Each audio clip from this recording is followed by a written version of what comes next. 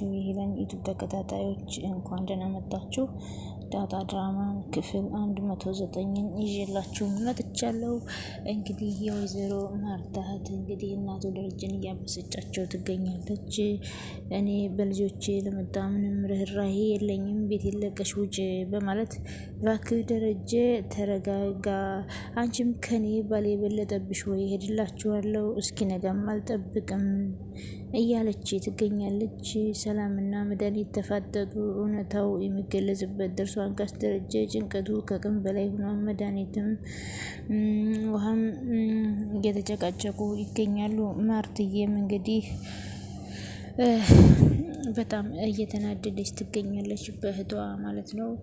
እንግዲህ የወይዘሮ ማርታ እህት ሁሉን ነገር ልትበጠብጥና ልታምስ ነው የመጣችው። አቶ ደረጀም አንቺ እቅድሽ ምንድን ነው? የኔን ትዳር ለመበተን ነው ወይ ወደዚህ ቤት የመጣሽው? ምን አይነቷ ተንኮለኛ ሰውነች? በማለት ቢናገራትም እሷ ግን የምትሰማ አይደለችም። በትዳሬ ውስጥ አስተያየት የመስጠት መብት የለሽም፣ የሚመለከትሽ ነገር የለም። መንገድነትሽን ጨርሰሽ በሰላም ወደ መጣሽበት መመለስ ነው እንጂ እዚህ ቁጭ ብለሽ የኔን ትዳር ልትበጠብጭ አይገባም በማለት አቶ ደረጀን ቢናገራትም በሌሎቹ ልጆች ልትነኪብኝና ልትገፈትርብኝ አትችይም። መሆንም ለህይወቴ የምታሳሳ የምታሳዝን ልጅ አንቺ ግን እንዴት ገፍትረሽ ትተያታለሽ? ሲጀመር በልጆች የምትሽብኛ ብዙ ጊዜ ታግስሻለሁ፣ ብዙ ጊዜ አልፌሻለሁ። በእኔ በብረቱ እያየውሽ ውሃዬን ስትጠያት ገፍትረሽ ስትጠያት እያየውሽ መድኃኒት ከመስመር እያለፍሽ ነው፣ መላቅጥ ሰጥቶሻን ብሎ ሲያስጠነቅቃት ከስህተቷ የማትመልሰው መድኃኒትም አንድና አንድ የራሷን ትዳር ሳታስተካክል የእህቷን ትዳር ልትበጠብጥ ጫፍ ደርሳለች።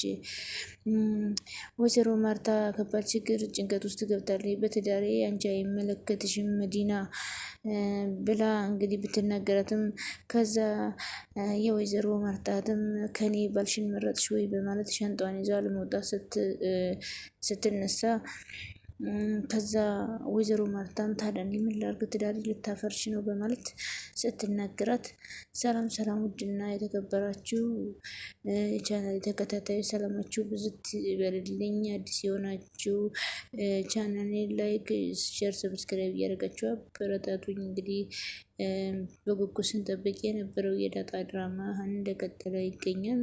ዛሬም ልቧንጠልጣይ እንደሆነ ቀጥሏል። በጣም የሚገርም ነገር እየተፈጠረ ነው። አብዬም የመለወጧ ሚስጥር እያየን ነው። አብዬልም የሰማችውን ሚስጥር ያየችውን ነገር ድብቅ አድርጋለች። ግን በየቀኑ እንደገር እሳት እየተቃጠለች ትገኛለች። መድኃኒት እንግዲህ ወይዘሮ ሰላምን ሄዳ አይታታለች።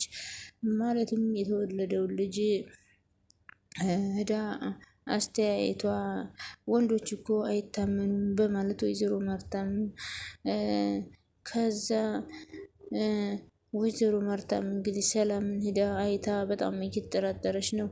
ከዛም እንግዲህ ሌላ መዘዝ ልታመጣ ነው። ከዛ ጋስ ደረጀ በስተመጨረሻ ዳጣን እናትሽ ጋር ላስተዋወቅሽ ጫፍ ደርሻለሁ። ከዚህ በላይ መሳቀቅ የለብሽም፣ አንገትሽን መድፋት የለብሽም። ከተዋረድኩም አንገቴን የምደፋው እኔ ነኝ። አንቺ ምንም ያደረግሽው ነገር የለም። መፍረስም ካለበት የኔ ትዳር ነው እንጂ አንቺ ብዙ ጊዜ ተሳቀሻን፣ ብዙ ጊዜ እዚህ ድረስ ደርሰሻል። ስለዚህ ካሁን በኋላ ግን መሳቀቅ የለብሽም በማለት አቶ ደረጀ እንግዲህ ለዳጣ የምስራችን ሲነግራት ግን እንዴት የሚለው ጥያቄ ነው። መድኃኒትና ሰላም ሲፈጠጡ እጅግ ያስፈራሉ። ሰላምዬም የመድኃኒትን ክፋትና ተንኮል፣ ሴረኝነት ስለምታውቅ ገና ስታይ እንኳን ተከላከልሽ ሳይሆን ልጁን ማየት እፈልጋለሁ የሚለው ነገር ነው ያጓጓት። ምክንያቱም ወይዘሮ ማርታ እንድታምነትና መረጃና ማስረጃ አሰባስባ ፊት ለፊት ማዋረድና ማጋለጥ ስለምትፈልግ ነው።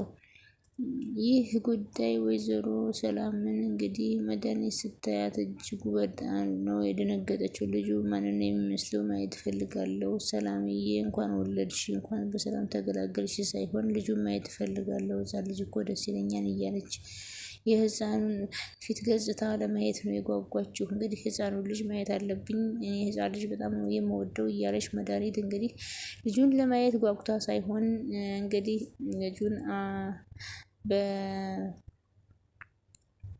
የአቶ ደረጀ ልጅ ነው ለማለት እንግዲህ ለማየት ነው እያደረገች ያለችው ነገር ማለት ነው። ይህ ማለትም የተጠነሰሰ ሴራና እንግዲህ ያሴረችው ሴራ ነው። ወይዘሮ ማርታም ደግሞ ምን አይነት መልስ ትሰጥ ይሆን? አብየልም አብየልም ይሄን ነገር ልታስረዝመው አትችልም። እኔ እስከዛሬ ነግረኝ ዝም ብያለሁ። አንተ ግን ቀኑን አታስረዝመው፣ ሁሉንም ነገር ለማየ ነገራት አለችው። አይኗን እያየህ መሸፈኑ ሲያቅትህ አሳዝነኸኛል። እኔ ለመናገር አሳዝነኸኝ ነው አባዬ ሁሉንም ነገር የተውኩት። አንተ ግን ነገራት። እዚህ ድረስ አንተ ታግሳን፣ እዚህ ድረስ ታማን። አሁን ግን እውነቱን አውቀህ መራራውን ጽዋ መጎንጨት አለብህ አባዬ። እማዬ አይገባትም። የእውነት ስትጨነቅና ብቻዋን ስታወራ ልሰማ ትችላለች። ብቻህን ስትጨነቅና ብቻህን ስታወራ ልሰማ ስለምትችል አሁን ግን እውነቱን ንገራት በማለት በዛ ላይ መድኃኒት አሁን መታሳቱን እያቀጣጠለች እና እያራገበች ነው። ስለዚህ እውነቱን ንገራት በማለት አብይል እንግዲህ ስትለው ነግረዋለች። ጋሽ ደረጀም ሳላስበው ቀርቼ አይደለም ልጅ ጨነቀኝ፣ አቅሜን አጣሁ፣ ጉልበት አጣሁኝ። የማርትዬን የዋህነት፣ ታማኝነት፣ በንጹህ ልቦና ስለምታምነኝ እኔ ሸን ያዘኝ። እንዴት ብዬ ደፍሬ ነው እያየሁ እኔ ክጄሻለሁ ብዬ እንዴት ብዬ ልንገራት? ከዚህ በላይ መርዶና ከዚህ በላይ አስነዋሪ ድርጊት የለም በማለት አቶ ደረጀም ለአብይል እንግዲህ ሲመልስላት በእርግጥ አውቄ ያደረኩት ነገር ቢሆንም ግን ከባድ ሚስጥር ያልተፈታ ቃጠሮ እንዴት እስከዛሬ እንድቻልከው ይህን ያህልስ ጊዜ ድብቅ ነበርክ ወይ ብላ እንግዲህ እምነቷንም ከኔ አንስታ ከልቧ ፍቃህ እንድትጥለኝ ነው የምሆነው። ስለዚህ ምን ማድረግ አለብኝ እያለ እየተጨነቀና እየተጠበበ ይገኛል አቶ ደረጀ ማለት ነው።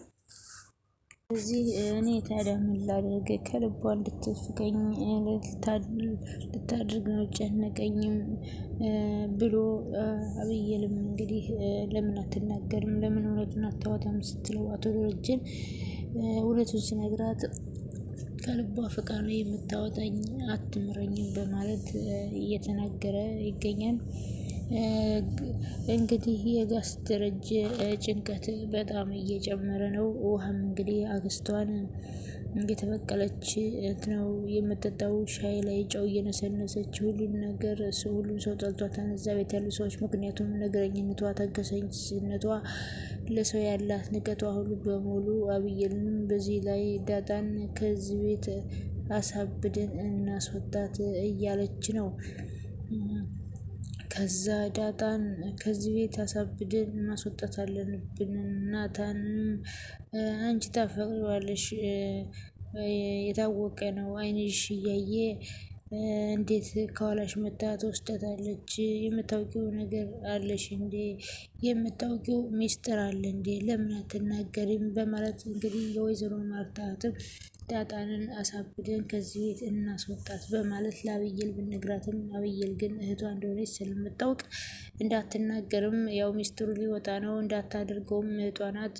ስለዚህ አብይልም እየተጨነቀች እና እየተጠበበች ትገኛለች።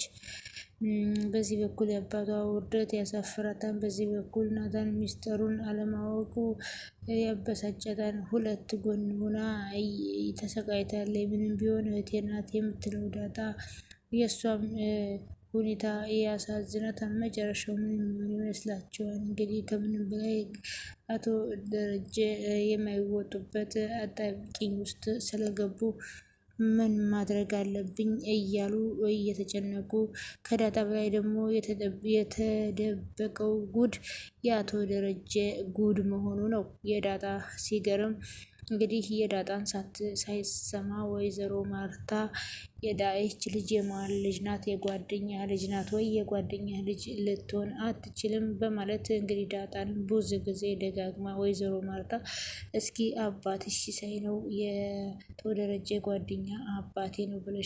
ስለዚህ እስኪ ስልኩን ስጭኝና ላናግረው። እንዴት አንቺን የመሰለች ልጅ እንዴት እናትሽም አባትሽም አይፈልጉሽም? ምን አይነት ጨካኝ ናቸው? በማለት ስልኩን አንጩ ብላ ወይዘሮ ማርታ ዳጣን እንግዲህ ብዙ ጊዜ ለማዋራት ፈልጋ አልተሳካላትም ማለት ነው ወይዘሮ ማርታ። አሁን ግን የአቶ ደረጀ ልጅ መሆኗን እንግዲህ ወይዘሮ ማርታ ከራሷ ጉድ መሆኑን የተወለደችው የምታውቀው ነገር የለም። ጭራሽ ሆነ ብሎ ደግሞ የዳጣ ሲገርም ሌላ ልጅም እንግዲህ ተወልዷል ማለት ነው።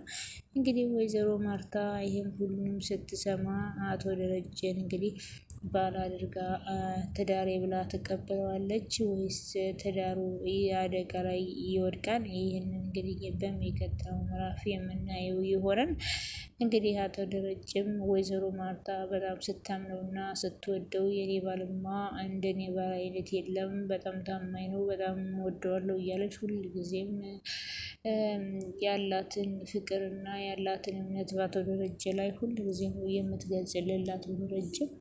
አቶ ደረጀም እንግዲህ እንደዚህ እያመነችኝና እንደዚህ እየወደደችኝ ግን እኔ በእሷ ላይ ይህንን ያህል ግፍ መፈጸሜ በጣም የሚያሳዝንና በጣም የሚያስጨንቅ ነው። ስለዚህ ከዘማች እንዴት ነው ትዳሬ ብላ ካሁን በኋላ ትዳራችንስ የሚቀጥለው? ትዳራችን አደጋ ላይ መውደቁ ነው በማለት አቶ ደረጀም እየተጨነቁና እየተጠበቡ የቆዩበት ሁኔታ ነው። ትዳራችን ይበተናል፣ ልጆቻችንም ይበተናሉ በማለት እንግዲህ አቶ ደረጀ ፈልጎና አቅዶበት ሳይሆን በስካር ነው ዳጣ ልትረገዝና እንዲሁም ልትወለድ የቻለችው። ሁለተኛውም ልጅ እንግዲህ ሰላም እንደሚታወቀው ልጇን አውጥተው ስለጣሉባት ልጇ የት እንዳለች ስለምታውቅ እንግዲህ ሳልፈልግ አይደላት ወደ ደረጀ እንደዚህ አድርጌ ልጅ ያመጣው፣ ስለዚህ የዛ ምትክ ይሆነኛል ብላ አቶ ደረጀ በሰከሩበት ሰዓት እንግዲህ ሁለተኛ ልጅ ተፈጥሯል ማለት ነው። እንግዲህ ወይዘሮ ማርታ ስትሰማ ምን እንደምትል የምናየው ይሆናል ማለት ነው። እንግዲህ ይህም ጉድ ደግሞ ሰላምዬና ጋስ ደረጀ ብቻ ናቸው የሚያውቁት ከፈጣሪ በታች።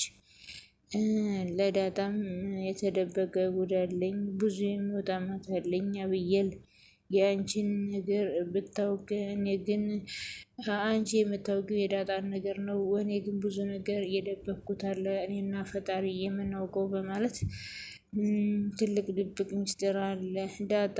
እንዲሁም ደግሞ በቀላሉ የሚነገር ሚስጥር አይደለም። አርተኝ ልጅ ውርደቴና ሰፋሪ ስራዬ ተገልጦ አያውቅም ሲል ለዳጣ ነግሯታል። እንግዲህ ትልቁ ጉዳይን እና እናትሽን ቤት ድረስ መጥቼ አስተዋውቅሻለሁ እያላት ነው። ከቤት ስትወጪም እናትሽን አስተዋውቄሽ እናትሽ ጋር ብትሄጂም እውነቱን ለማርታ መናገር አይቀርም። ስለዚህ እኔን ትተሽኝ አትሄጂም ብሎ ለዳጣ ቃል ገብቶላታል።